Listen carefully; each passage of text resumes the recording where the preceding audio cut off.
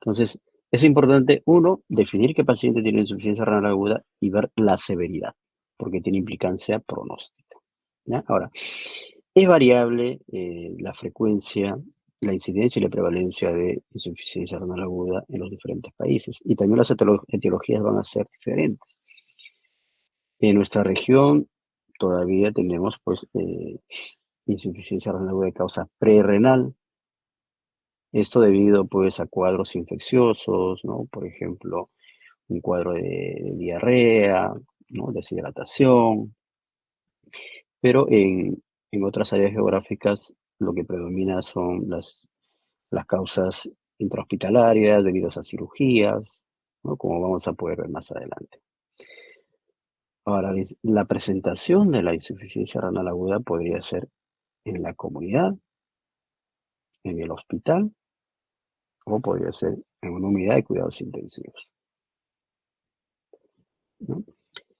En la comunidad la incidencia es más baja, en el hospital es mucho más frecuente y en la UCI mucho más frecuente todavía, ¿no? Pacientes que llegan pues habitualmente con cuadros sépticos importantes, con shock, ¿no? O pacientes que hacen disfunciones de otros órganos, entonces es muy frecuente la insuficiencia renal aguda. En la comunidad lo más frecuente será prerrenal, ¿no? Ya vamos a detallar más adelante esto, ya porrenal y con menos frecuencia la intrínseca. En el hospital puede ser de causa única o múltiple, ¿ya? También se presenta prerrenal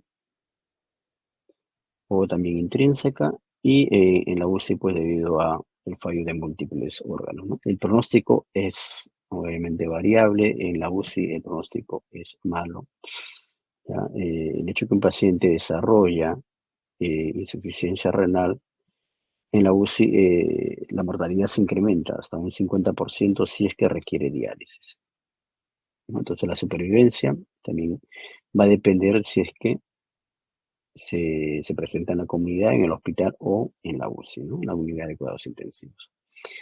Entonces, van a haber diferentes factores que van a favorecer que un paciente que no tiene injuria renal aguda desarrolle una insuficiencia renal aguda o una injuria renal aguda, ¿no? Pero es un continuo, ¿no? O sea, un paciente, si es que nosotros actuamos en forma temprana, pues esta afectación se puede revertir. Por ejemplo, ¿no? Un paciente, removemos los tóxicos, drogas tóxicas, limitamos procedimientos que requieran contraste, disminuimos la inflamación y esto podría, ¿no? revertirse. También podemos actuar a nivel podemos intervenir, por ejemplo, optimizamos el volumen, mejoramos la hemodinámica, corregimos la anemia severa, mejoramos la bomba en este caso, función cardíaca, controlamos la inflamación y de esta manera también evitamos que progrese a una insuficiencia renal aguda. Y otros factores que se pueden modificar, pues, ¿no? La depresión de volumen, las alteraciones hemodinámicas, si el paciente está séptico, hay que actuar tempranamente para evitar, pues, que llegue un shock séptico. El paciente es diabético, si tiene un estado catabólico, si el paciente está muy anémico, ¿no? Y otros factores o riesgos que son modificables, pues, el uso de drogas nefrotóxicas, el uso de contraste, la hipoperfusión, la anemia o paciente también que está congestionado, ¿no? Entonces, es todo un continuo, ¿no? Todo un continuo. Se puede revertir, se puede corregir y de esa manera inclusive podemos revertir pues la falla renal aguda. Pero si hablamos de insuficiencia renal aguda, pues van a haber muchas entidades y cada una de ellas tiene su fisiopatología propia que puede condicionar la insuficiencia renal aguda. Por ejemplo, un paciente con insuficiencia cardíaca, ¿no? Síndrome cardiorrenal, puede llevar a una insuficiencia renal aguda. El uso de medicamentos tóxicos, aminoglucósidos, contraste, puede llevar a insuficiencia renal aguda. Una paciente con preeclampsia, una neuropatía obstructiva, un paciente con una neoplasia que hace microangiopatía trombótica o recibe algún medicamento, tiene hipercalcemia, puede desarrollar una insuficiencia renal aguda. Pacientes que tienen enfermedad renal crónica también no están exentos de desarrollar además una insuficiencia renal aguda. Es más, estos pacientes tienen mucho mayor riesgo que el de la población general, ¿no? Entonces, la glomerulonefritis, las toxinas, microangiopatía trombótica, sea primaria, secundaria, los cuadros sépticos, ¿no? Los cuadros sépticos, el shock, obviamente, y la cirugía cardíaca. Entonces, tenemos la clasificación tradicional, ¿no? De prerrenal, parenquimatoso, postrenal, pero esa clasificación, pues, al final no explica totalmente, ¿no? Algunas entidades que producen insuficiencia renal aguda, ¿no? Vamos a ir desarrollando cada una de estas entidades, ¿ya? Para ver que hay algunas diferencias importantes en cada una de ellas, ¿no? Lo principal es que hay hipoperfusión renal, es decir, el flujo sanguíneo renal disminuye. Esto debido a paciente con sangrado, una hipovolemia, paciente deshidratado, ¿no? O si es que hay vasodilatación sistémica, por ejemplo, en los cirróticos, aumento de la resistencia vascular. Vamos a activar, ¿no? Tenemos nosotros mecanismos adaptativos, mecanismos de autorregulación.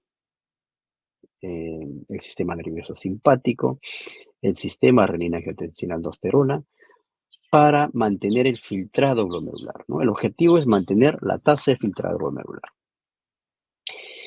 En la insuficiencia renal prerrenal, ¿no? La tasa de filtrado inicialmente disminuye, pero todavía no hay un daño establecido, no hay un daño parenquimatoso. Pero si esta situación persiste en el tiempo, no se restablece la perfusión, pues ¿a qué nos va a llevar? A una necrosis tubular aguda, en este caso isquémica. Y la necrosis tubular aguda isquémica, ahí ¿no? Se produce un suministro inadecuado, ¿no? De oxígeno y nutrientes a las nefronas y hay un agotamiento del ATP, ¿no? Esto activa pues la lesión celular epitelial y la muerte a través de la necrosis o la apoptosis de las células tubulares, ¿no? La sepsis, además de producir hipotensión, ¿no? Un shock séptico, produce otras alteraciones que favorecen la insuficiencia renal aguda. O sea, no todo se explica por la hipotensión. Vamos a tener una disfunción macro y microvascular. Hay una alteración inmunológica, autonómica y una respuesta celular anormal. Vamos a tener la formación de microtrombos capilares y estos van a hacer que haya una redistribución de la perfusión intrarrenal, ¿no? Entonces hay un desequilibrio entre en el oxígeno reactivo, ¿no? Y la producción de óxido nítrico y esto pues, contribuye al daño endotelial. Vamos a tener un incremento de la permeabilidad vascular y esto va a favorecer un edema intersticial, ¿no? Entonces los pacientes que están sépticos, están chocados, empiezan a hacer edema intersticial, ¿no? Edema intersticial. Y también puede presentar pues una miocardiopatía séptica, ¿no? Otra entidad que debemos considerar también, siempre el riñón y el corazón están, ¿no? Muy relacionados. No podemos desligar ni uno ni otro porque sabemos que el riñón es un órgano muy vascularizado. 20% del gasto cardíaco pues va a llegar al riñón, ¿no? Por lo tanto, una afectación aguda, ¿no? En este caso del corazón, nos va a llevar a una insuficiencia renal aguda. Por ejemplo, a ver, alguno de ustedes, ¿qué entidad produciría una insuficiencia o una falla cardíaca aguda? ¿Tienen alguna idea?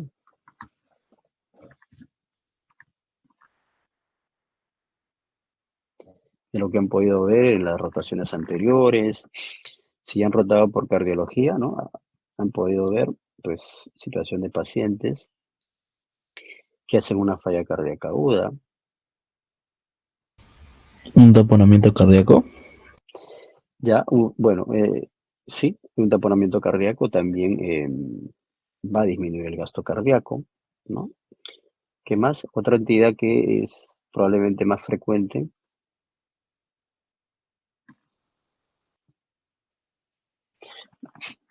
un infarto agudo de miocardio, ¿no?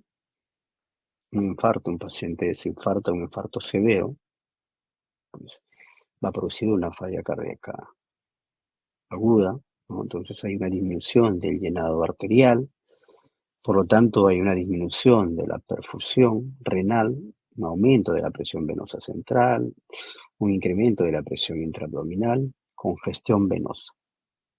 Y esto asociado a medicamentos puede favorecer, ¿no?, la disminución de la perfusión renal, ¿no? Todo esto va a llevar pues a la activación del sistema nervioso simpático, la activación del sistema renina-angiotensina-aldosterona, que son mecanismos compensadores, ¿no? ¿Ya? Que intentan mantener la perfusión, ¿no? Entonces, pues esto lleva a vasoconstricción, ¿no?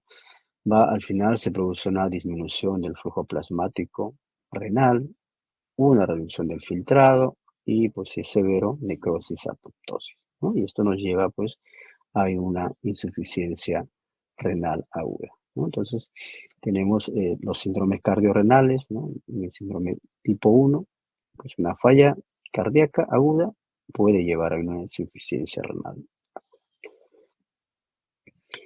La exposición a nefrotoxinas, ¿no? En este caso, la necrosis tubular, pero tóxica, ¿no? Utilizamos con mucha frecuencia fármacos, hay fármacos que pueden ser potencialmente nefrotóxicos, ¿no? Antibióticos, sustancia de contraste, toxinas endógenas también, ¿no? La mioglobina, el ácido úrico, que son filtrados y concentrados, ¿no?, a nivel de los túbulos, y estos podrían alcanzar pues niveles tóxicos en las células tubulares, ¿no? Las toxinas pueden producir un daño por un efecto directo, citotóxico, a nivel de la célula tubular o las células endoteliales, pueden alterar la hemodinamia intrarrenal, constricción de las células mesangiales, o pueden precipitar, ¿no?, metabolitos o cristales también, ¿no? El síndrome hepatorrenal, ¿ya? Es importante saber que los pacientes con cirrosis tienen un riesgo mayor comparado con la población general de tener insuficiencia renal aguda, ¿no? Y esto se produce porque pues hay un incremento en la resistencia a nivel intrahepática. Un incremento, esto va a llevar al final a una vasodilatación esplácnica, un incremento del flujo a nivel portal, vasodilatación periférica y una disminución de la resistencia vascular periférica. Esto al final, ¿a qué nos lleva? A una disminución, ¿no?, del volumen circulante efectivo. O sea, la perfusión real disminuye, o sea, la perfusión a nivel de los órganos, ¿no? El paciente puede estar congestionado, pero la perfusión está disminuida porque está mal distribuido, ¿no? Entonces, esto que genera un incremento del gasto cardíaco. Incremento del gasto cardíaco, ¿no?, la activación del sistema renina-angiotensina-aldosterona, la activación del sistema nervioso simpático, ¿no? Y esto al final, ¿a qué nos lleva? Como mecanismo compensador, pues, retención de sodio. Retención de sodio, vasoconstricción renal, una disminución del flujo sanguíneo renal, y esto al final nos puede llevar pues a un síndrome hepatorrenal, ¿no? Un síndrome hepatorrenal, que ya de por sí pues tiene ya una mayor morbilidad, ¿no? Entonces hay que tener cuidado con este grupo de pacientes, los pacientes cirróticos. Pero van a haber otras entidades que también pueden favorecer la presentación de una insuficiencia renal aguda, ¿no? Las cirugías grandes, ¿no? En este caso, por ejemplo, la cirugía cardíaca. ¿Por qué? Porque hay factores tanto en el preoperatorio, medicamentos, ¿no? Las comorbilidades que usualmente tienen los pacientes que son sometidos a cirugía cardíaca. Factores en el intraoperatorio, ¿no? Si realizamos un bypass cardiopulmonar, si clampamos la aorta, ¿no? Si hay hipovolemia, sangrado importante, ¿no? Y en el postoperatorio igual, ¿no? Si es que el paciente podría continuar con sangrado o desarrolla una anemia importante, o si utilizamos medicamentos nefrotóxicos, ¿no? Entonces, es un grupo de pacientes que de todas maneras hay que tener una consideración especial, ¿no? Pacientes sometidos a cirugías cardíacas, ¿no? Igual, pacientes sometidos a cirugías mayores, ¿no? Porque la pérdida de líquidos es frecuente, entonces hay que reponer constantemente, ¿no? También hay un incremento de las pérdidas insensibles, no solamente pérdidas por sangrados, no pérdidas insensibles, extravasación del líquido al tercer espacio, los efectos sistémicos de fármacos anestésicos, ¿no? Como la vasodilatación periférica, depresión miocárdica. Y el aumento del nivel de citoquinas circulantes y especies reactivas de oxígeno, ¿no? Debido a la carga de endotoxinas por una perfusión visceral alterada y lesión por reperfusión isquémica. Otra entidad es la hipertensión intraabdominal, ¿no? Por ejemplo, ¿no? Un paciente que un obrero que ha sido, pues, ha sufrido un accidente, un aplastamiento en este caso, del abdomen. Entonces, este aplastamiento lo que va a llevar es un incremento de la presión intraabdominal.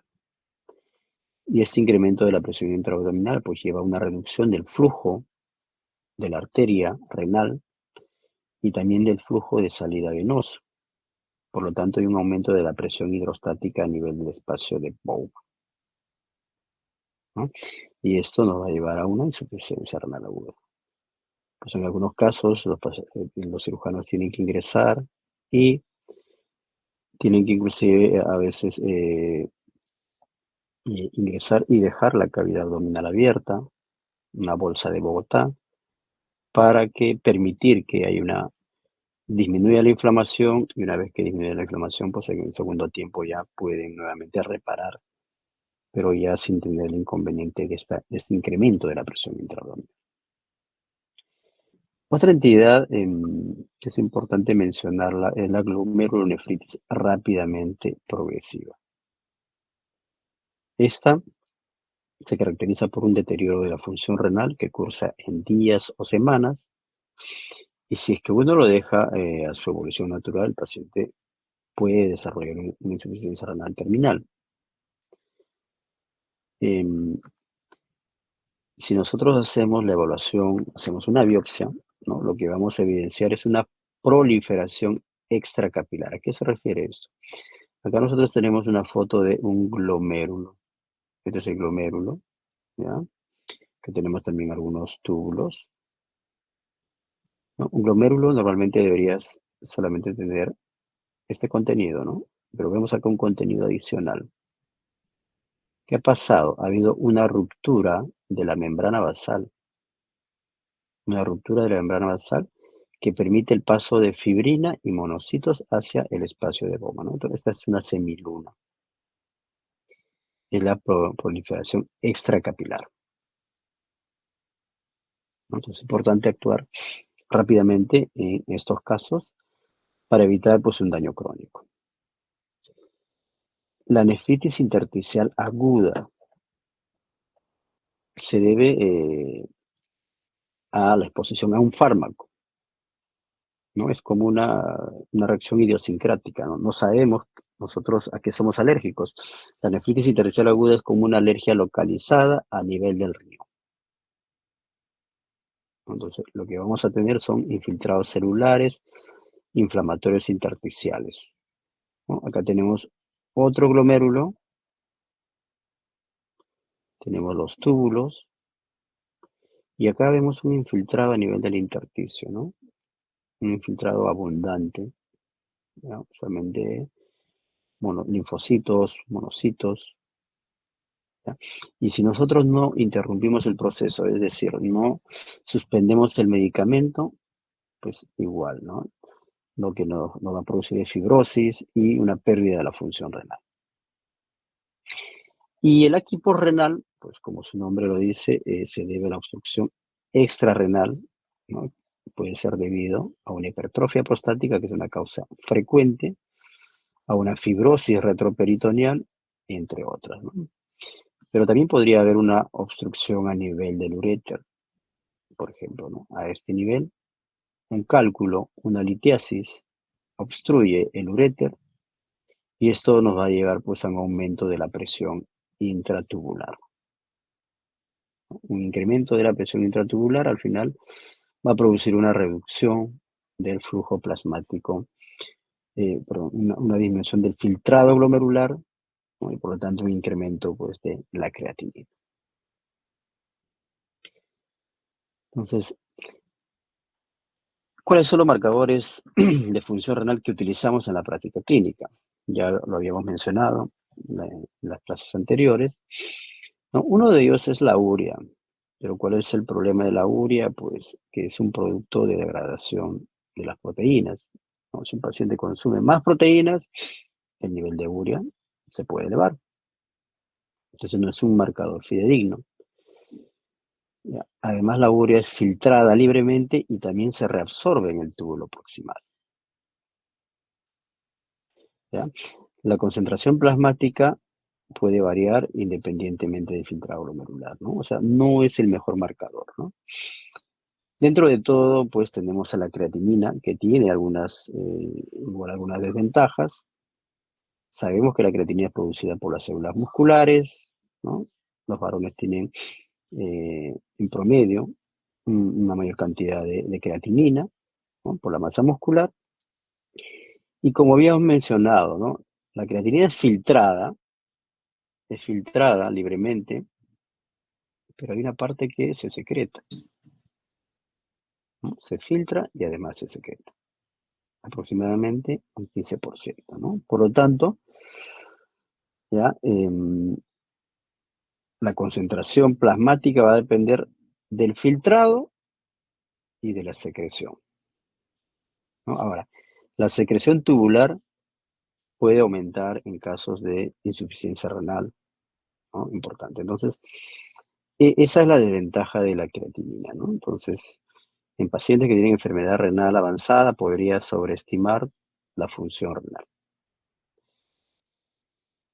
¿ya?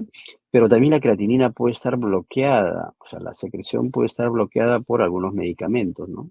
Bactrim, trimmetoprim, espironolactona, que es un diurético que utilizamos con frecuencia, cimetidina. Entonces, estos medicamentos podrían elevar la creatinina sin tener el paciente insuficiencia renal aguda, ¿ya? Entonces, es importante tener en cuenta estos medicamentos, ¿ya?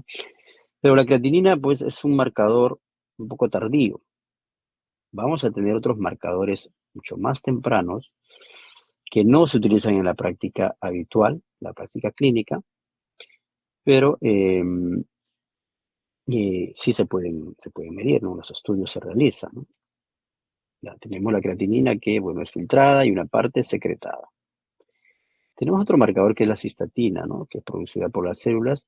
La ventaja de la cistatina es que es filtrada, ¿ya? Y luego es reabsorbida totalmente, pero solamente es filtrada. Entonces, la cistatina viene a ser un buen marcador. Es un mejor marcador que la creatinina, ¿ya? La cistatina C en sangre. ¿Cuál es el problema? El problema es el costo, ¿ya? Una creatinina es barata, ¿no? Y una cistatina pues puede estar 20 veces el valor de una creatinina, ¿no? Entonces, no lo hacemos en la práctica clínica. Cuando hay alguna duda en algún paciente con la creatinina, pues hacemos una cistatina. Vamos a tener algunos marcadores en orina, ¿no? Algunas proteínas filtradas, proteínas tubulares que van a ser sobreexpresadas, ¿no? Por el daño, el Enegal, el KIM1, proteínas tubulares liberadas por las células y también algunos marcadores inflamatorios. Entonces, podemos determinar en forma temprana Si un paciente está desarrollando insuficiencia renal aguda, sí, con estos marcadores, pero que no se realizan en la práctica habitual, ¿no? Entonces, habiendo mencionado en la fisiopatología, de todas maneras, tenemos que desarrollar la clasificación, ¿no? Porque es la clasificación tradicional de la insuficiencia renal aguda, ¿no? Prerrenal, intrínseco, es decir, renal como tal, y posrenal. La prerrenal es la más frecuente, 70%, intrínseco 20% y posrenal 10%. ¿Ya? Entonces, nosotros tenemos un paciente con insuficiencia renal aguda. Podría ser prerrenal o posrenal, pero si es que es intrínseco o parenquimatoso, pues la afectación puede ser en las diferentes estructuras de la nefrona.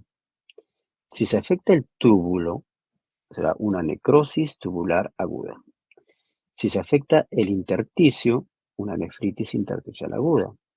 Si se afecta pues el glomérulo, una glomerulonefritis. Si se afectan los vasos, pueden ser vasos pequeños, vasos grandes, ¿no? Un síndrome vascular agudo.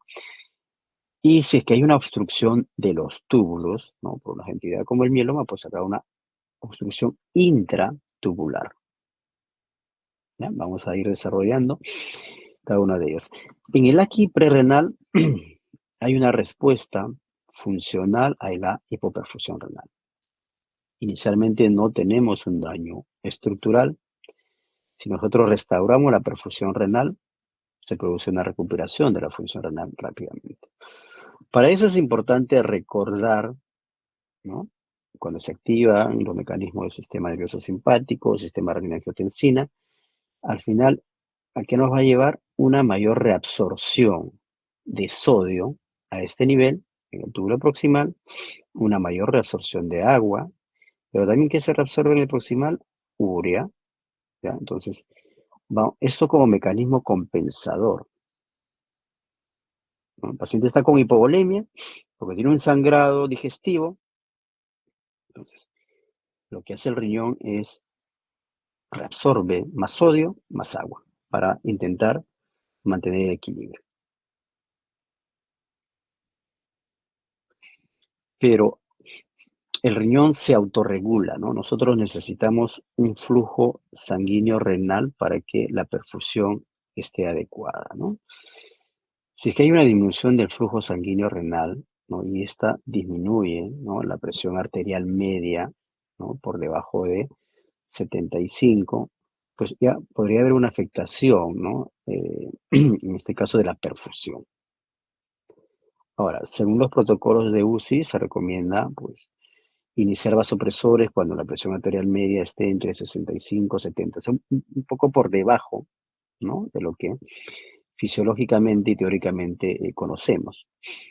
Pero esto podría, si nosotros esperamos mucho, esto podría resultar en una hipoperfusión renal, ¿no? Entonces, algunos estudios recomiendan dosificar vasopresores, en este caso, o sea, medicamentos para mejorar la presión arterial, ¿no? Y lograr presiones arteriales medias entre 80 y 85, ¿ya? Em, pero bueno, en estos estudios, si bien es cierto, no se ha visto una mejoría de la supervivencia, pero hay un grupo especial, ¿no? De pacientes, que sobre todo pacientes que tienen historia de hipertensión previa. O sea, los pacientes que tienen hipertensión previa están adaptados, ¿no? A un funcionamiento adecuado con una presión arterial media mayor, ¿no? Como podemos ver acá. Esta, en esta gráfica podemos ver la autorregulación, ¿no? En los pacientes que no tienen enfermedad a este nivel. Un paciente que es hipertenso requiere una presión arterial media un poquito más elevada, ¿ya? Para mantener una adecuada perfusión renal. Ahora, ¿cómo se adapta el glomérulo frente a una disminución del flujo plasmático renal, ¿no? En una situación normal, nosotros tenemos acá la arteriola aferente, tenemos la arteriola eferente, ¿ya? La arteriola aferente y la arteriola eferente, ¿no? Entonces, ingresa por acá, en este caso, la sangre, el flujo plasmático, Si no hay ninguna alteración, pues se produce un filtrado glomerular normal. Pero van a haber situaciones donde eh, disminuye el flujo plasmático renal, ¿no? Entonces, como mecanismo de compensación, pues, se incrementan la liberación de prostaglandinas. Y las prostaglandinas lo que van a hacer es, ¿no?, vasodilatar la arteriola aferente, ¿no? Vasodilatar la arteriola aferente. Y otro mecanismo de compensación nos activa el sistema renina-angiotensina, y la angiotensina actúa a nivel de la eferente, preferentemente, y produce vasoconstricción. Entonces se dilata la aferente y se produce una constricción de la eferente. Entonces, de esta manera se mantiene el filtrado glomerular, ¿no? Son mecanismos de compensación. Pero ¿qué pasa si a este paciente que está utilizando sus mecanismos de compensación, pues le damos un antiinflamatorio? El antiinflamatorio va a bloquear el efecto de la prostaglandina.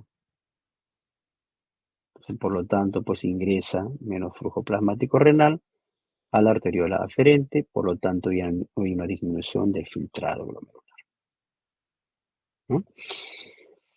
Ahora, si este paciente, ¿no?, que está utilizando su mecanismo de compensación, ¿no?, libera prostaglandinas, vasodilata la aferente, le doy IECA o ARA2, ¿no?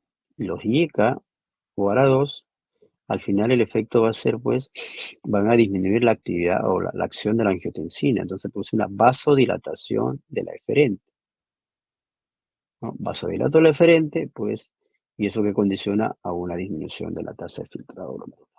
O sea, en términos prácticos, por ejemplo, ¿quién está en esta situación? Paciente cirrótico. Le doy antiinflamatorio al cirrótico, puede desarrollar o desencadenar una insuficiencia renal aguda.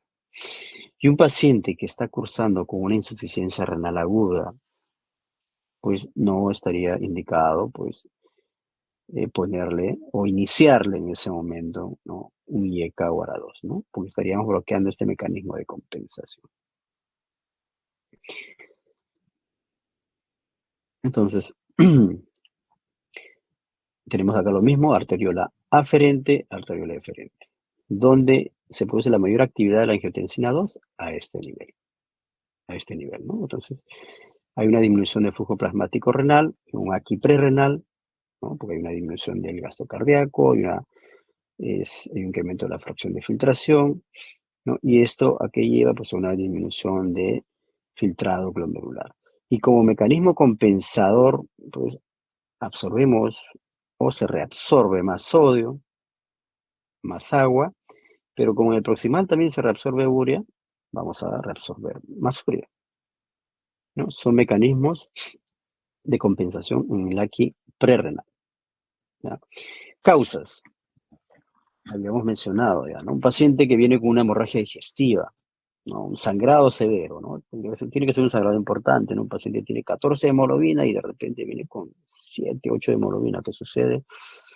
¿Ya? Y ahí tenemos que actuar rápidamente. Inicialmente, pues, trataremos con cloruro de sodio y después pediremos la sangre para poder transfundir al paciente, porque al final lo que necesita es, ¿no?, una reposición de lo que ha perdido, ¿no? Un paciente con pérdidas cutáneas, los grandes quemados, ¿no? Son pacientes que, em, dependiendo del grado de quemadura, ¿no?, de la severidad de la quemadura, pueden perder una cantidad importante de líquido. Entonces es importante hidratarlos en forma adecuada. Pacientes con diarrea, ¿no?, pérdidas gastrointestinales, con muchos vómitos, o si tienen, pues, alguna fístula biliar, pancreática, intestinal, ¿no? Si utilizamos diuréticos osmóticos, o si utilizamos los diuréticos habituales que tenemos, ¿no?, a la mano, ¿no?, furosemida o clorotiazida. Entonces tenemos que regular la dosis de la medicación, ¿no? Si nosotros le damos mucho diurético a un paciente, ¿no?, le damos mucho diurético, el paciente también puede desarrollar un aquí prerrenal, ¿ya? Entonces es importante regular la dosis. Una disminución del volumen circulante efectivo. es decir, del volumen que perfunde al riñón. El paciente puede tener mucho líquido, por ejemplo, un paciente con una insuficiencia cardíaca, tiene líquido en exceso, pero ¿qué es lo que pasa? La perfusión del riñón no es la adecuada, hay una disminución del volumen circulante efectivo. Lo mismo pasa en los cirróticos, están mal distribuidos. Y también pasa lo mismo en el síndrome nefrótico, ¿no? Una disminución de la presión oncótica, edema. Entonces, el volumen circulante efectivo está disminuido. ¿Ya? Vasoconstricción intrarrenal, hipercalcemia, el síndrome hepatorrenal y también los antiinflamatorios. El aquí intrínseco, ¿no? Ya hemos hablado de prerrenal, ahora vamos a ir a detallar el aquí intrínseco, cada una de ellas, ¿no? Necrosis tubular aguda, que es bastante frecuente, ¿no? Si la hipotensión persiste en el tiempo, el paciente llega deshidratado, no se trata adecuadamente, no se hidrata, persiste la hipotensión, pues esto puede llevar a una necrosis tubular aguda, ¿no? Un paciente chocado, un paciente con una parada cardíaca o con un bypass cardiopulmonar. De todas maneras, tienen más riesgo pacientes que tienen una enfermedad preexistente, una enfermedad renal crónica, pacientes diabéticos, pacientes que están desnutridos, ¿no? También se puede producir secundario a procedimientos quirúrgicos, ¿no? Una reparación quirúrgica de un aneurisma de aorta abdominal, una cirugía para corregir la insuficiencia obstructiva, ¿no? Una cirugía cardíaca. La necrosis tubular aguda viene a ser la causa más común, ¿no? De injuria renal aguda. ¿Ya? Los procesos precipitantes son isquémicos y nefrotóxicos. Esta viene a ser multifactorial, ¿no? Tenemos dos fases, ¿no? Eh, diferenciadas, una fase inicial que es la fase oligúrica, el paciente deja de orinar, ¿no? Una disminución de la diuresis y esta comienza a las 24 horas del evento y puede durar hasta 1 a 3 semanas. Después de este periodo de tiempo hay una regeneración de las células tubulares y se viene una fase diurética caracterizada por un aumento progresivo en el volumen de orina, ¿no? Y esto ya nos está indicando que hay una recuperación de la función renal. ¿Ya? De todas maneras, la mortalidad es importante, ¿no? Entonces, la isquemia lleva a injuria tubular, una disrupción del citoesqueleto, una pérdida de la polaridad de la célula, apoptosis y necrosis, descamación de las células y puede llevar inclusive a obstrucción tubular. Nos lleva esto a inflamación. Además, la isquemia produce injuria endotelial, una activación de vasoconstrictores, una alteración de la vasodilatación, ¿ya? Y esto también puede llevar a una obstrucción capilar e isquemia, ¿no? Y esto es un ciclo.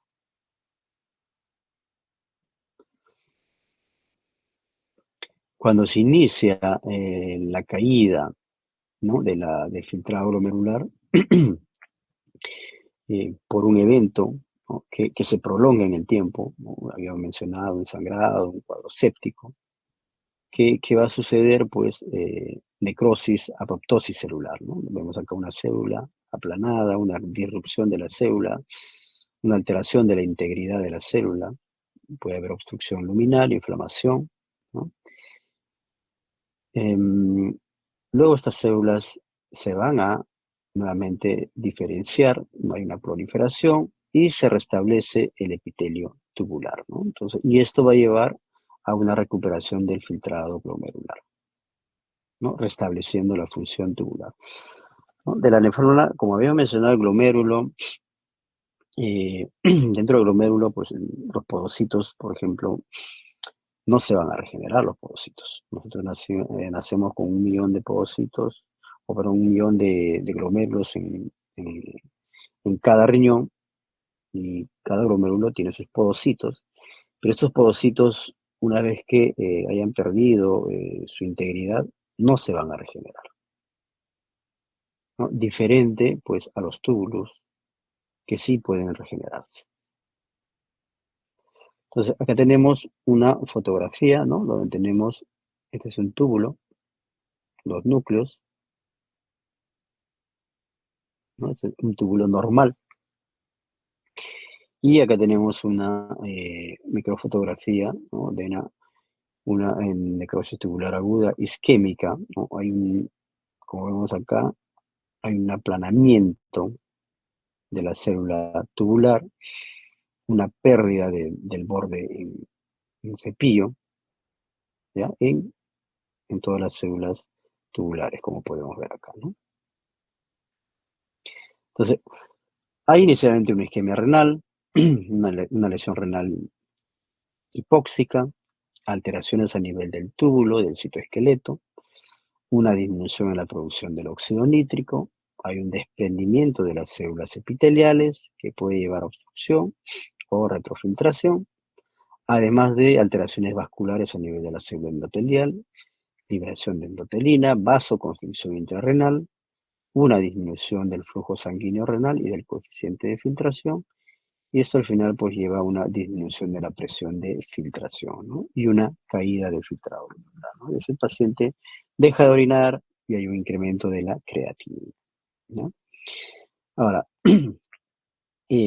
van a haber drogas nefrotóxicas, ¿no? Es importante tener en consideración que hay medicamentos que se tienen que ajustar de acuerdo a la función renal, ¿ya? Y dentro de esos medicamentos están algunos antibióticos como los aminoglucósidos, ¿no? Los aminoglucósidos son muy buenos antibióticos, ¿no? La resistencia no es alta, ¿ah? Para los aminoglucósidos, pero hay que utilizarlos pues con cuidado en el grupo de pacientes, sobre todo en pacientes pues que tienen enfermedad renal crónica. Si es que no hay otra opción, pues se utilizan, pero hay que ajustar la dosis. La utilización de contraste, ¿no? El contraste que se utiliza para la tomografía. Es importante el volumen que utilizamos, ¿no? Utilizar la menor cantidad de contraste posible. Y si hay un paciente que tiene enfermedad renal o un paciente que tiene enfermedad renal, tendrá que hidratarse previamente en forma adecuada, ya sea endovenosa o vía oral, dependiendo de la condición, para disminuir el riesgo de la nefropatía por contraste, ¿ya? Anfotericin, un medicamento, un antimicótico. Cisplatino, que es un antineoplásico, al igual que la ifosfamida, y bueno, acetaminofén, que bueno, es un analgésico. La nefropatía por pigmentos, por hemólisis intravascular o también por rabdomiólisis, ¿no? Rabdomiólisis, ¿no? Un paciente que ha sufrido por una contusión importante a nivel del músculo, ¿no? Un aplastamiento, produce liberación en este caso, pues, de mioglobina, y la mioglobina se deposita a nivel de los túbulos. La sepsis, que también produce, pues, un aquí intrínseco. Entonces, la necrosis tubular aguda nefrotóxica puede resultar de las toxinas endógenas y exógenas, ¿no? Endógenas, la hemoglobina, esto debido pues, a una hemólisis intravascular, y otra, la mioglobina, que sería secundaria a una rhabdomiólisis, ¿ya? Otros agentes exógenos, bueno, ya con menos frecuencia, pero igual la utilización de metales pesados, ¿no? Mercurio, plomo y algunos disolventes orgánicos, ¿no? Y como habíamos mencionado, hay que tener cuidado con algunos antibióticos y algunos antimicóticos. La nefritis intersticial aguda, es decir, la afectación, ¿ya?, predominante del intersticio, ¿no? Tenemos algunas drogas, algunos medicamentos, sobre todo algunos antibióticos, que pueden producir nefritis intersticial aguda, ¿no? Penicilina, que utilizamos con frecuencia. Ahora, esto, la frecuencia obviamente eh, es variable, no es tan frecuente, ¿no? Es una reacción idiosincrática, ¿ya? Pero de todas maneras, ante la presentación de una insuficiencia renal aguda después de la utilización de un medicamento, pues debemos sospechar de este cuadro. Cefalosporinas, sulfonamida, rifampicina, un tratamiento para la tuberculosis, fenitoína, un anticonvulsivante, furosemida, un diurético que utilizamos con frecuencia. Los inhibidores de la bomba de protones, ¿no? Aquí de todas maneras sí cabe mencionar que muchos de los medicamentos, ¿no? Son de venta libre en las farmacias, ¿no? Bueno, eso sucede en nuestro país, ¿no? No es lo mismo en otros países, ¿ya? Entonces, para expender un medicamento en otros países necesitas una receta necesariamente, pero acá son de venta libre. Entonces, omeprazol, que es un inhibidor de bomba de protones, se utiliza pues a bastos, más de lo que debería utilizarse. Pero este puede condicionar a una nefritis intersticial aguda. O sea, el omeprazol es un buen medicamento cuando está bien indicado. Ya no que tengo cierto dolor abdominal, voy a tomar en este caso, mi protector gástrico, dicen los pacientes, ¿no? Mi protector gástrico. Tomo varios medicamentos y entonces necesito mi protector gástrico. Pero este protector gástrico lo puede llevar a una insuficiencia renal aguda. ¿Ah? Los antiinflamatorios, ¿no? Tener cuidado pues, en utilizar mucha dosis de antiinflamatorios, ¿no? Se utiliza en forma puntual y si hay enfermedad renal crónica de base, pues de preferencia no. Hay enfermedades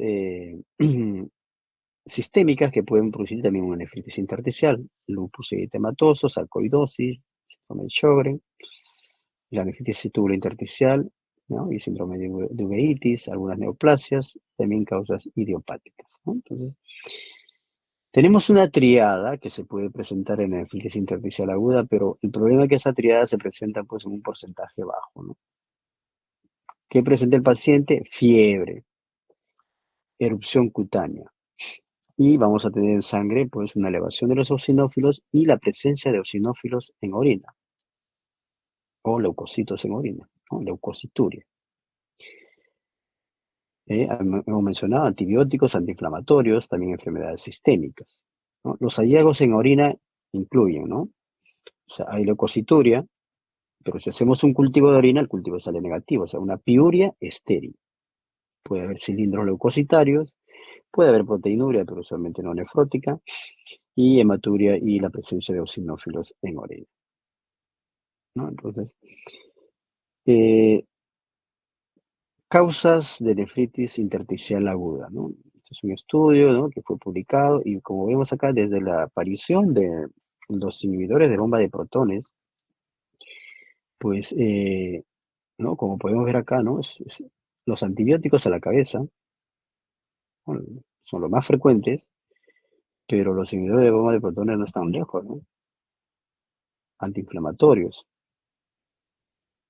¿no? Antiinflamatorios, ya la asociación de múltiples drogas, infecciones, ¿no? Y otras causas, ¿no? Entonces, siempre tener en consideración que ningún medicamento está exento ya de un efecto adverso, pero es un efecto idiosincrático, ¿no? No sabemos a qué paciente le va a pasar. Pero la sospecha clínica tiene que partir justamente de la anamnesis. Si un paciente desarrolla insuficiencia renal aguda, yo tengo que hacer una buena anamnesis. ¿Qué medicamentos toma el paciente? ¿No? Entonces, importante identificar el medicamento, suspenderlo, y si persiste la insuficiencia renal aguda, pues en algunos casos me voy a tener que plantear la biopsia renal, ¿no? La nefritis intersticial aguda, ¿no? Incremento del infiltrado a nivel del intersticio. La glomerulonefritis aguda, ¿no? En los niños, la glomerulonefritis postestreptocócica, la postinfecciosa y también las asociadas a endocarditis, ¿no? Una infección por un germen, Staphylococcus aureus, ¿no? Que lleva después a una glomerulonefritis aguda. Enfermedades sistémicas como la vasculitis sistémica, ¿no? El lupus, ¿ya? Se puede producir una vasculitis sistémica, las poliangitis microscópicas, la vasculitis ANCA positivo, la crioglobulinemia y también entidades como la microangiopatía trombótica, ¿no? El síndrome urémico hemolítico, que es una alteración del complemento donde hay una hemólisis intravascular, ¿ya? Un daño endotelial, ¿no? Y esto también va a llevar pues a la formación de microtrombos a nivel de los capilares y lleva a una insuficiencia renal aguda. Y la glomerulonephritis rápidamente progresiva que mencionaremos un poquito más adelante, ¿no? Ahora, dentro em, de la glomerulonephritis aguda, ¿no? Y la glomerulonephritis rápidamente progresiva, pues estas entidades se van a presentar, ¿no? Con una insuficiencia renal aguda que va a llevar a una disminución, ¿no? En este caso, en la de rápidamente progresiva, de la función durante días o semanas. Ahora, la forma prototípica de glomerulonephritis aguda es la glomerulonephritis postestreptocócica. Y esta es frecuente, pues, o se presentan con más frecuencia en los niños. La glomerulonefritis asociada al ANCA, o no, las vasculitis ANCA, ¿no? Nosotros tenemos acá el neutrófilo, tenemos un anticuerpo que es el ANCA, y tenemos pues un neutrófilo que está cebado, ¿no? Entonces, ese anticuerpo se va a unir a este neutrófilo, hay una activación de ese neutrófilo, hay una liberación del complemento, ¿no? Y todo esto va a llevar pues a inflamación y necrosis, ¿no? Necrosis fibrinoide, daño, ¿no? En este caso eh, daño pues del podocito, daño del endotelio. Y si esto persiste, pues nos va a llevar a la fibrosis, ¿no? A la fibrosis. Entonces, la vasculitis ANCA positivo es necesario diagnosticarla también en forma temprana para intentar pues actuar a este nivel y no llegar a la fibrosis, ¿no? Donde ya es irreversible, ¿ya? Los síndromes vasculares agudos macrovasculares, ¿no? Un tromboembolismo de la arteria renal, o sea, es decir, toda la arteria, ¿no? Renal se afecta. Una disección de la arteria renal, un paciente con una coartación de aorta que hace una disección de la arteria renal, una trombosis de la vena renal, un paciente que tiene un síndrome nefrótico severo y que eh, ese síndrome nefrótico severo podría condicionar a la formación pues, de una trombosis de vena renal, ¿no? La enfermedad ateroembólica, paciente que ha sido sometido a un cateterismo cardíaco, se liberan cristales, en este caso de colesterol, y pueden producir una enfermedad ateroembólica, ¿no? La clínica, pues un paciente tiene un infarto renal, hay una obstrucción, en este caso de la arteria renal o de una arteria polar, una arteria arcuata. El paciente generalmente se presenta con un dolor en flanco, hematuria y niveles elevados de lactato deshidrogenasa, LDH. También es importante mencionar que puede haber una obstrucción del túbulo, como tal, ¿no? O sea, acá tenemos la nefrona, el glomérulo, ¿no? El túbulo proximal, el asa de Henle, el distal, ¿no? Si es que hay una producción excesiva de una proteína, en este caso de una inmunoglobulina o una cadena ligera, esto debido pues a, a un incremento de células plasmáticas, en este caso, ¿no? Compatible con un mieloma múltiple, que es una producción incrementada a un mayor número de células plasmáticas. Estas células plasmáticas pues, van a producir la inmunoglobulina o una cadena ligera, ¿no? Esta cadena ligera pues, va a ser filtrada, parte va a ser reabsorbida, pero va a haber una cantidad por la sobreproducción de estas cadenas ligeras, pues al final van a obstruir, en este caso, ¿no? El túbulo distal, ¿no? Del glomérulo, y esto va a llevar pues a una insuficiencia renal aguda, conocida como el riñón de mieloma, ¿no? Entonces, importante actuar, en este caso tenemos que actuar a este nivel, tenemos que disminuir la producción de estas proteínas o inmunoproteínas, ya sea inmunoglobulinas o cadenas ligeras, que son parte de las inmunoglobulinas. Algunos cristales también pueden precipitarse, ¿no? La ingestión de etilenglicol, un síndrome de lisis tumoral, se libera ácido úrico, aciclovir, indinavir, metrotexate.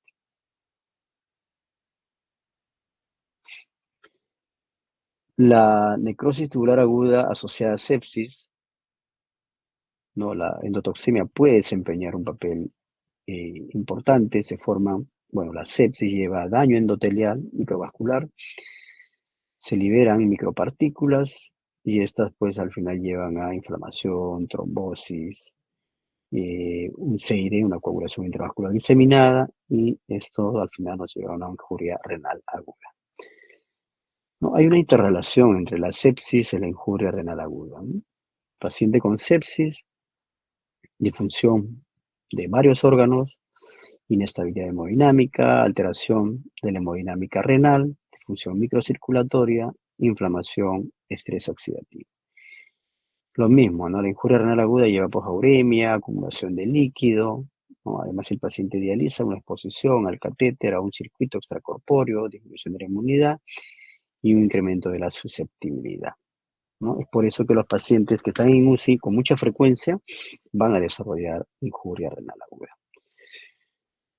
Las causas porrenales. Puede haber una obstrucción alta o una obstrucción baja. Una obstrucción alta, ¿no? Puede ser una obstrucción bilateral o podría ser una obstrucción unilateral si es que tenemos un solo riñón, ¿no? Entonces eso nos va a llevar a insuficiencia renal aguda. Como entidades, la nefrolitiasis, una necrosis papilar, un coágulo, un carcinoma de células transicionales, estas serían intrínsecas. Y extrínsecas, pues un tumor retroperitoneal o un tumor maligno, ¿no? Nosotros, bueno, todavía vemos con frecuencia, con mucha pena, ¿no? A ver, ahora felizmente ya tenemos la vacuna para el papiloma, ¿no? Pero todavía tenemos, pues, nuestras madres, las personas, tienen más de 40 años, probablemente no se han vacunado, entonces, al final, tienen riesgo de desarrollar, ¿no? Cáncer de cervix. El problema es que el cáncer de cervix no se detecta a tiempo, ¿no? Entonces, progresan y al final lo que producen, pues, es una compresión extrínseca de los uréteres y llevan a una insuficiencia renal aguda obstructiva. Y si es que este cuadro ya es muy crónico, mucho tiempo, pues el paciente al final llega a diálisis. Entonces, una enfermedad prevenible, ¿no? Que todavía por ahora no nos afecta, ¿no? Entonces, todavía nosotros vemos muchos casos de pacientes que vienen con una neoplasia de cervix y que hacen insuficiencia renal obstructiva. Endometriosis, un aneurisma de aorta abdominal, ¿no? Y una injuria, por una cirugía, ¿no? Por ejemplo, paciente que ha sido sometido a una cesárea, pues hay un sangrado importante, entonces, bueno, el ginecólogo por intentar terminar rápido, pues a veces puede ligar, ¿no? En forma inadvertida el uréter, ¿no? Pero si se liga un solo uréter, pues la afectación sería de un solo riñón. Para que realmente el paciente se quede en anuria, pues tendría que ser ambos uréteres. Ahora, es importante la identificación precoz, ¿no? Si es que se determina que ha habido, pues, una ligadura del uréter, el paciente tiene que ser reintervenido y, bueno, se corrige, ¿no? Se corrige el problema y el paciente, bueno, recupera la función renal. Felizmente, es una causa recuperable, ¿ya? Una obstrucción del tracto urinario inferior, ¿no? Una vejiga neurogénica, un tumor de células transicionales, un coágulo también puede obstruir la vía urinaria, un cálculo, ¿no? Un cálculo que desciende y obstruye, pues, aquí a nivel del uréter. Una tumoración de próstata, ¿no? Y otra entidad que, que siempre tenemos que tener en cuenta es la hiperplasia benigna de próstata. En este caso, en los varones, pues a partir de los 50 años es necesario la evaluación prostática, ¿no? Eh, mm, ¿Por qué? Tanto para descarte de neoplasia de próstata como de una hiperplasia benigna de próstata. Si es que un paciente no se detecta en forma temprana, ¿no? Un crecimiento importante de la próstata, ¿no? Un crecimiento del 1 al 4, un grado 4, y esto persiste en el tiempo, ¿a qué nos va a llevar? Pues nos va a llevar a una hidronefrosis bilateral. hidronefrosis bilateral. O sea, una dilatación bilateral del uréter y esto al final va a dañar los riñones. Y esto es una causa prevenible, ¿no? Una causa prevenible. Al paciente se le pone una sonda Foley y se libera, ¿no?, la obstrucción, el paciente deja de orinar y recupera la función renal. Pero si esto persiste en el tiempo, semanas, meses, pues el daño ya es irreversible, hay un daño ya crónico y ya no va a haber una recuperación de la función renal y el paciente se queda en diálisis. O sea, igual, es otra entidad, ¿no?, de pacientes que no deberían llegar a diálisis, pero llegan a diálisis. Todavía los vemos. ¿Ya? Entonces es importante, si identificamos una neuropatía obstructiva, ¿no?, un paciente con disminución del chorro, ¿no? Usualmente refiere al paciente, no, el chorro es débil, o el chorro está dividido, tiene nicturia. Entonces se le hace una ecografía de próstata, vías urinarias, crecimiento de próstata, todavía no hay dilatación, pues tendrá que ser intervenido de la próstata. Y si hubiera dilatación, tenemos que poner un sondaje urinario para evitar que los riñones se sigan dañando. Y ya después será operado, ¿no? Un problema a nivel de la uretra, ¿no? Fimosis, valvas uretrales. Bueno, esta es una tomografía, ¿no? Acá podemos ver ambos riñones, ¿no? Este riñón capta perfectamente el contraste, ¿no? Este es el hígado, el vaso.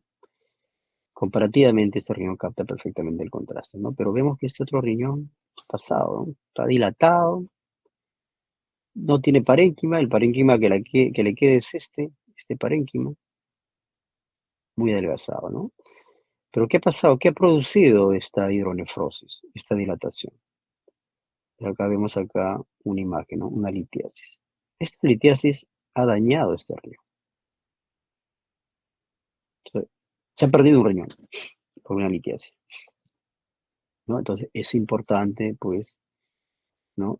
Si hay clínica, usualmente este paciente debe haber presentado un dolor lumbar, irradiado a los genitales, microhematuria, pero no fue detectado, no fue tratado, bueno, o fue tratado con analgésico básicamente, y bueno, progresó. ¿Y qué ha pasado? Pues el riñón se pierde, ¿no? No debemos llegar a esto. Ahora, si este otro riñón funciona bien, todavía la creatinina no se va a alterar, o si se altera, pues va a ser leve, ¿ya? Pero si fuera monorreno, obviamente, pues el paciente ya tiene una creatinina elevada y bueno, va a tener que ingresar a diálisis, ¿no? Entonces, importante, la anamnesis, si tiene enfermedades previas, paciente es diabético, hipertenso, tiene hiperplasia benigna de próstata, ¿qué medicamentos utiliza? El examen físico, el estado de hidratación, si tiene enfermedades sistémicas, ver la diuresis, ¿no? Valorar la retención nitrogenada. Habitualmente se incrementa 1 miligramo por día de creatinina en sangre si es que no hay una producción de orina y una elevación de urea de 20 a 40 miligramos por día, ¿ya? Cuando el paciente viene, nosotros hacemos una evaluación, pedimos exámenes auxiliares, pedimos un AGA, ¿no? Y lo que vamos a evidenciar, pues, una acidosis metabólica, porque el paciente no está orinando, no está eliminando la carga ácida, ¿no? Entonces hay una disminución de la acidez titulable y de la acidificación renal. El paciente desarrolla hiperpotasemia, que puede ser variable, ¿no? Y esta tiene su representatividad a nivel del un electro, ¿no? Un electrocardiograma, inicialmente, las ondas T picudas, aquí. Vamos a tener luego, si persiste la hipercalemia, una desaparición de las ondas P. Bueno, acá ya no vemos la P, corre S, T picuda, y ya no tenemos la onda P. Un ensanchamiento del corre S, el paciente persiste con hipercalemia, el nivel normal de potasio de 3.5 a 5.5 o hasta 5. El paciente llega a un potasio de 7, potasio de 8. Hay un bloqueo completo bloqueo AV completo y arritmias complejas, ¿no? Una fibrilación ventricular, el paciente fallece, si es que no es asistido rápidamente. Entonces, dentro del diagnóstico, pues tenemos que determinar en sangre creatinina, urea, depuración de creatinina. Electrolitos séricos, es necesario ver cómo está el potasio, el estado ácido-base. Si sospechamos de otras enfermedades, una enfermedad sistémica, pues pediremos anticuerpos antinucleares, complemento sérico, ANCA, VIH, orina completa, ¿no? Para ver si hay leucocituria, hay hematuria, la densidad urinaria, ¿no? Es lo que pedimos con frecuencia. La osmolaridad no la medimos habitualmente, pero sí podemos ver la densidad urinaria y los iones en orina, ¿no? Los iones también son importantes, sobre todo para el diagnóstico diferencial, ¿no? Si es un prerrenal o si es un parenquimatoso, ¿ya? Como vamos a ver más adelante. Entonces, el sedimento urinario es importante, ¿no? Nos ayuda también para diferenciar algunas entidades, algunos síndromes, ¿no? Que producen insuficiencia renal aguda, ¿no? En la prerrenal vamos a tener los cilindros hialinos. Si tenemos ya injuria tubular aguda, ¿no? Cilindros granulares, es decir, un molde tubular de proteína más las células, en este caso tubulares. Una nefritis intersticial, tenemos cilindros leucocitarios, o sea, leucocitos dentro de un molde. Y si el paciente tiene síndrome nefrítico, pues vamos a tener cilindros hemáticos. Recordar los mecanismos de los mecanismos de respuesta fisiológicos cuando hay injuria renal aguda, ¿no? Disminuye el filtrado glomerular, se activa el sistema renina-angiotensina-aldosterona, se incrementa la reabsorción de sodio, agua, pero también urea, que habíamos referido. Esto a nivel del túbulo proximal. ¿Ya? Este dato es importante para poder entender este cuadro, ¿no? ¿Cómo diferenciar si la injuria renal aguda es prerrenal o es parenquimatosa? ¿No? Acá hay algunos parámetros que nos ayudan y son importantes. Obviamente, si es prerrenal, pues el paciente lo que intenta es retener la mayor cantidad de líquido, la mayor cantidad de orina, por lo tanto se concentra la orina, ¿no? Por lo tanto la osmolaridad será mayor. ¿Qué pasa con el sodio? Como ya habíamos referido, ¿no? Como mecanismo compensador, reabsorbemos más sodio a nivel del proximal. Entonces, ¿qué pasará con el sodio en un prerrenal? Pues va a disminuir en orina, porque la mayor cantidad se va a reabsorber. Entonces, el sodio en orina en un prerrenal va a ser menos de 20. El otro parámetro es la excreción fraccionada de sodio, que viene a tener el mismo significado, ¿no? Si yo elimino menos sodio en orina, por lo tanto, la cantidad que estoy excretando de sodio, pues va a ser menor, ¿no? Y es menos de 1. ¿Ya? Lo otro, el cociente de urea, ¿no? En plasma sobre creatinina en plasma, ¿no? Como se reabsorbe mayor cantidad de urea en el proximal, en un aquí prerrenal, o sea, reabsorbemos más urea como mecanismo compensador, o sea, comparativamente habrá más urea con respecto a la creatinina, ¿no? Y en el sedimento, pues bueno, voy a obtener cilindros hialinos en un prerrenal y un parenquimatoso cilindros granulosos. Este es un algoritmo que resume ya bastante bien, ¿no? Cómo debemos afrontar un paciente que viene con insuficiencia renal aguda. Obviamente la historia clínica es importante, tenemos que indagar causas, descartar fármacos nefrotóxicos, descartar intervenciones, el paciente ha sido sometido pues, a utilización de contraste, valorar la volemia del paciente, la hemodinamia, ¿no? Descartar sepsis, buscar la afectación en otros órganos y sistemas, ¿no? Solamente la vasculitis, no solamente de presentación renal, puede ser también presentación pulmonar, analizar la epidemiología, ¿no? Y determinar la cronología, ¿no? El tiempo de instauración es un tiempo corto, o ya es un tiempo que mayor a 15 días, o si ya tiene más de 3 meses, ¿no? Ahí ya plantearemos pues una enfermedad renal. Ahora, es una insuficiencia renal aguda funcional, o sea, prerrenal, ¿no? Si es prerrenal, pues tendré que tratar la causa. O si ya es una insuficiencia renal aguda establecida o parenquimatosa o intrínseca, ¿no? Entonces, ¿qué tendré que hacer? Pues tendré que hacer, en este caso, una ecografía abdominal, ¿no? Si veo que el riñón está dilatado, pues una uropatía obstructiva sería una posrenal, ¿no? Si veo que el tamaño está conservado, una ecogenicidad normal, pues tendré que completar el estudio con análisis dirigidos, ¿no? Sedimento urinario, proteínas. Ahora, em, si yo tengo una insuficiencia renal aguda establecida, la afectación puede ser del intersticio, ¿no? Puede ser del túbulo, ¿no? Puede haber una afectación glomerular, ahí tendré que pues, evaluar, ¿no? Causas de afectación glomerular o una afectación vascular, ¿no? Como estudios complementarios tendré que hacer un Doppler y en algunos casos pues una angiotomografía.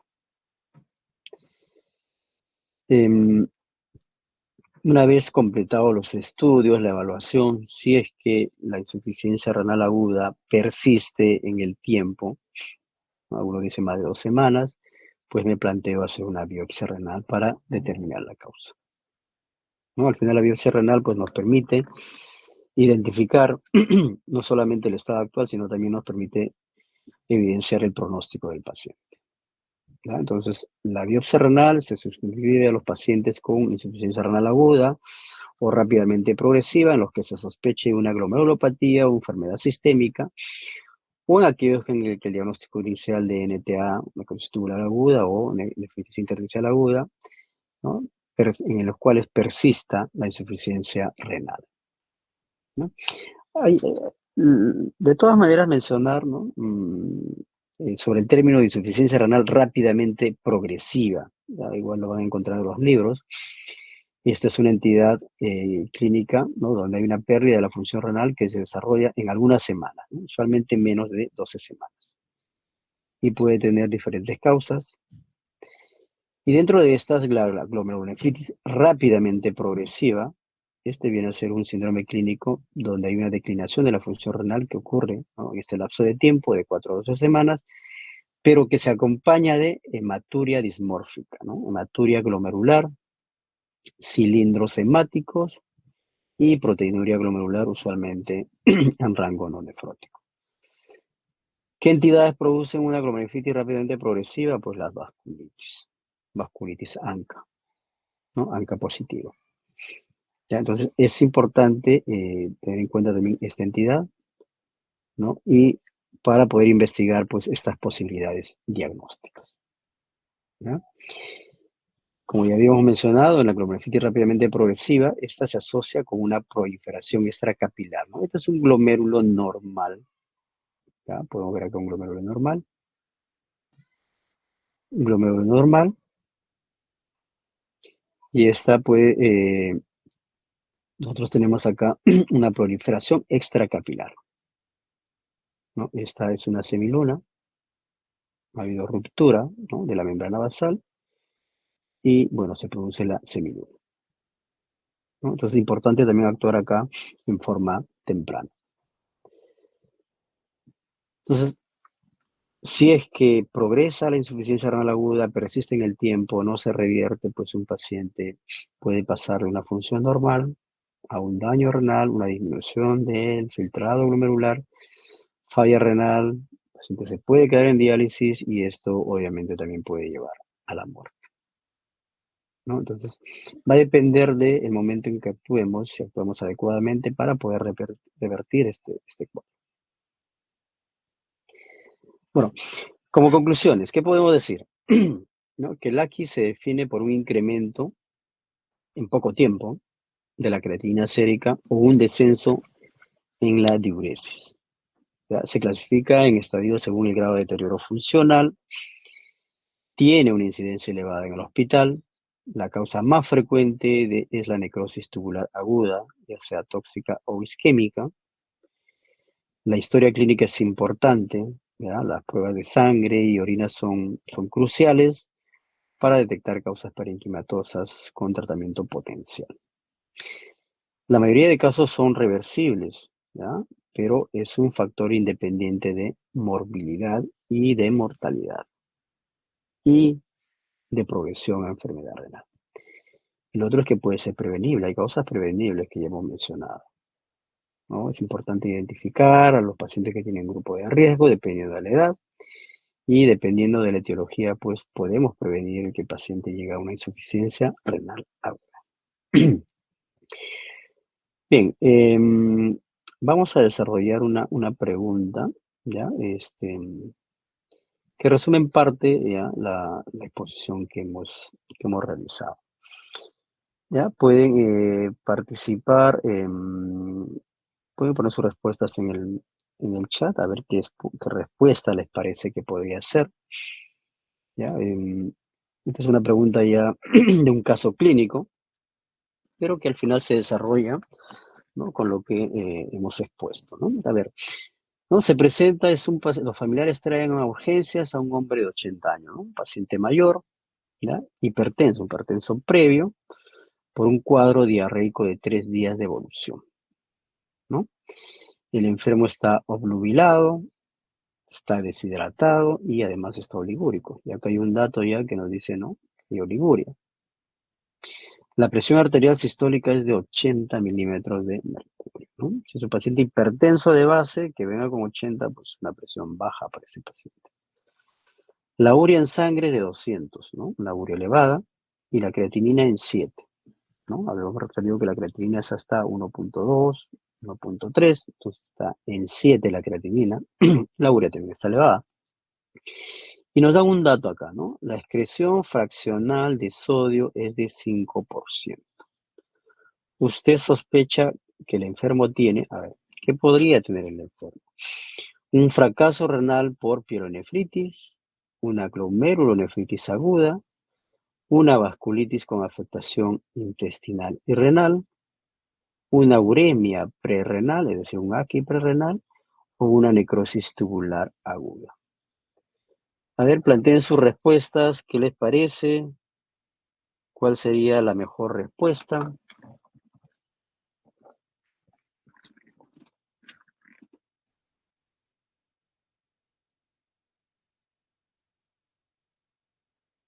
¿Alguna idea?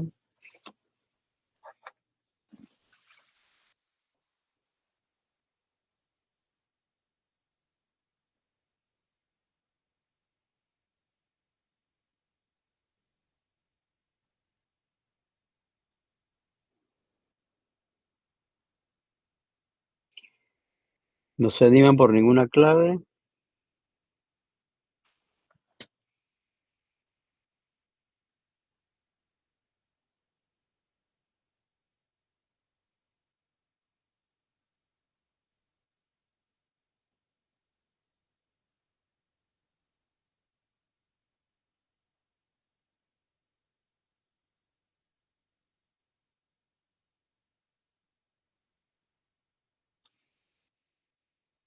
Ay, ya que nadie se anima, vamos a preguntar.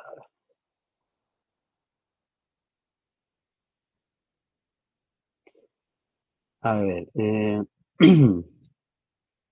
Angie Daniela, Doctor, ¿podría ser la B? ya, o sea, la 2 te refieres, una glomerulonefritis aguda, Ah, sí, sí. ya, glomerulonefritis aguda, ya, ahora vamos a desarrollarlo, a ver, ¿qué dice Ever Enríquez? Igual que mi compañero, la glomerulonephritis aguda, doctor. Ya, a ver, Luis Adrián,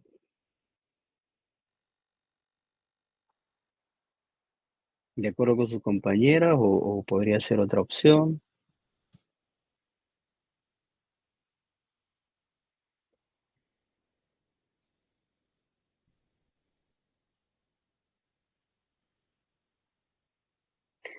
A ver, no está Luis Adrián, a ver, Marilyn Catherine. Doctor, ¿puede ser la una uremia prerrenal. Ya, ok, ya esa es otra opción.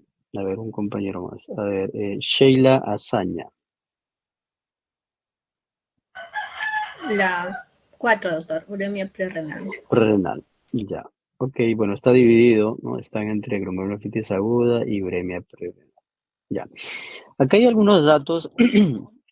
Bueno, este es un caso clínico, no es sencillo. Pero bueno, de todas maneras tenemos que ir apuntando, ¿no? Probablemente ya en medicina interna para usted va a ser más fácil, pero tenemos que ir apuntando de todas maneras a acostumbrarnos a los casos clínicos, ¿no? Entonces, es un paciente mayor y de base es hipertenso el paciente, ¿no? Ya es lo que refiere. Y el paciente tiene un cuadro gastrointestinal y viene deshidratado, viene hipotenso, ¿ya? Deshidratado, hipotenso.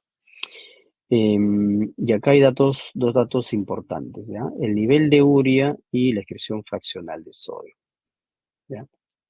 A ver, para yo diferenciar si el AQI, acá habíamos mencionado, ¿ya? Para yo diferenciar si el AQI, por ejemplo, si yo pienso si es un prerrenal, ¿no? Dos alumnos dijeron que era prerrenal, parenquimatoso, necesito yo, uno, ¿qué me ayuda? La excreción fraccionada de sodio. En el AQI prerrenal, ¿no? Hay una mayor reabsorción de sodio, por lo tanto el sodio en orina baja. Menos de 20 y la excreción también es menos de 1%. O sea, una menor excreción fraccional de sodio. Y este dato no nos dan en la pregunta, ¿no? Dice una excreción fraccional de sodio, dice de 5%. ¿Ya? Entonces, eso, si es de 5%, pues sería un fraparenquimatoso, por ese dato.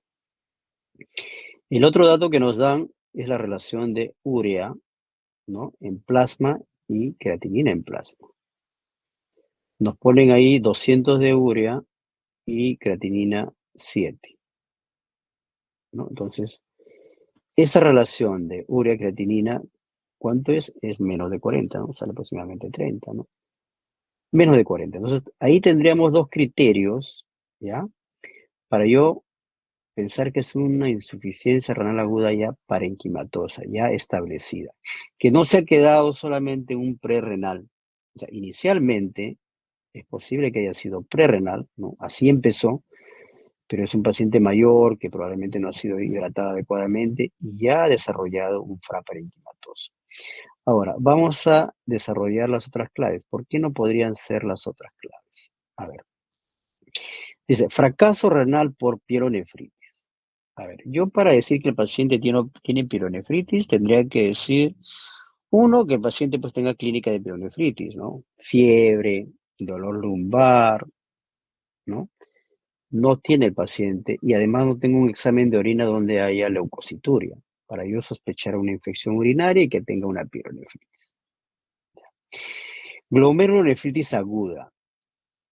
Para yo decir que un paciente tiene glomerulonefritis aguda, necesito, ¿no? Un examen que me permita ver que hay actividad, que hay inflamación a nivel renal. ¿Y cuál es ese examen? Pues en el examen de orina que tenga hematíes. O sea, que tenga hematuria microscópica, en este caso hematuria glomerular. Que tenga cilindros hemáticos, ¿no? O sea, yo requiero de esos datos. Si no tengo esos datos, no podría decir que es una glomerulonefritis aguda. O sea, podría plantearse, pero me faltan esos datos. Entonces, esta no sería la mejor clave. Vasculitis con afectación intestinal y renal. Habíamos hablado de la vasculitis ANCA positivo, ¿no? Entonces, pero igual, para una vasculitis, lo que yo necesito en un examen de orina debería de tener hematuria, microhematuria, y además un deterioro de la función renal. Este paciente tiene deterioro de la función renal, pero no tengo ese dato de hematuria. Y para yo pensar que tiene una vasculitis de origen renal, pues la posibilidad sería una vasculitis ANCA positivo. No tengo tampoco ese análisis del ANCA. Entonces, no podría concluir que es esta clave. Entonces, al final me quedo contra uremia prerrenal y necrosis tubular aguda. ¿Ya? La uremia prerrenal, ¿no? La excreción fraccionada de sodio, o sea, la cantidad de sodio que estoy eliminando en orina, es mínima porque todo se queda en sangre, todo se reabsorbe. Por lo tanto, la excreción es menos de 1%. ¿Ya? Y lo otro, la relación, ¿no? Urea, creatinina, pues, si yo reabsorbo más urea en el proximal, se eleva la urea en sangre, por lo tanto, debería ser este cociente mayor a 40 y en este caso no es mayor a 40. Entonces, por esos dos criterios, es que el paciente tendría pues una injuria renal aguda, en este caso ya establecida, parenquimatosa, ¿no? Que corresponde a una necrosis tubular aguda. ¿Ya? Entonces, la mejor alternativa es esta, ¿no? La necrosis tubular aguda. ¿Ya? Esta es la clave en este caso. Bueno, bien, bueno, vamos a